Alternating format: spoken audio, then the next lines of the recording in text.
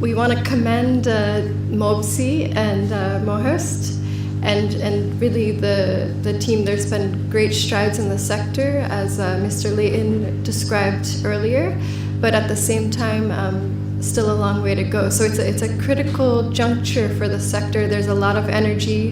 One of the READ project will close in February and be followed by a much larger project directly after. So there's a lot of energy. It's a critical point, but at the same time, the pressure is kind of higher than ever to make sure that services are delivered to students and that not only are they attending school, but that they're truly learning in the classroom. I just want to kind of quickly touch on some of the good progress that has been made and some of the challenges that the World Bank is committed to helping the government to address in the next phase. As I said, the current project will close in February of 2018. That was the READ project, which was funded in the amount of 18.8 million, with support from the World Bank, but also the Global Partnership for Education, which isn't represented today, unfortunately, but which continues to be very active in the local education group.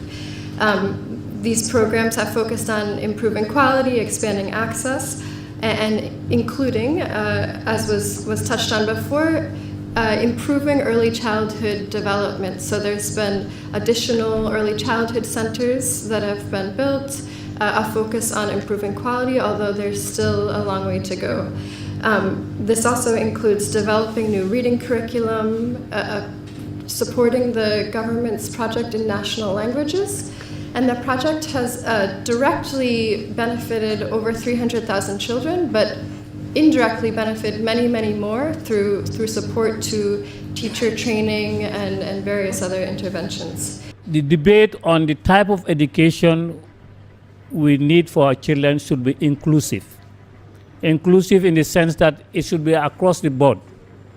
Children, parents, farmers, doctors, specialists, everybody should have a share in the type of education we want for this country. Also, I think as a country, we are not an island.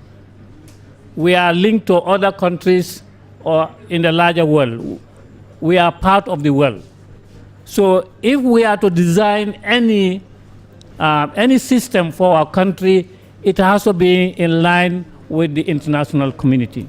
In these days of ours, technology is high on the agenda, right? If we cannot put or we cannot introduce technological education in our system, we will be failing our young ones. Education should prepare the individual to be very productive in society. What I mean by that is the person has to be a relevant asset to society. The type of education I want us to emphasize is an education for citizenship. Somebody has talked about inclusive education and moral education. But I think if education is geared towards national development, you cannot have national development in the absence of discipline, in the absence of responsibility, and so on and so forth. And these things we can acquire. And I would want to encourage the Ministry of Basic and Secondary Education. I know we have social and environmental studies, but if we can introduce or bring back civics, which provides civic education to our children, it is going to help and carve out a better way in which schools or children in schools behave. As a student, I feel very bad when I come into the school and see my fellow students being discouraged from choosing their career they want.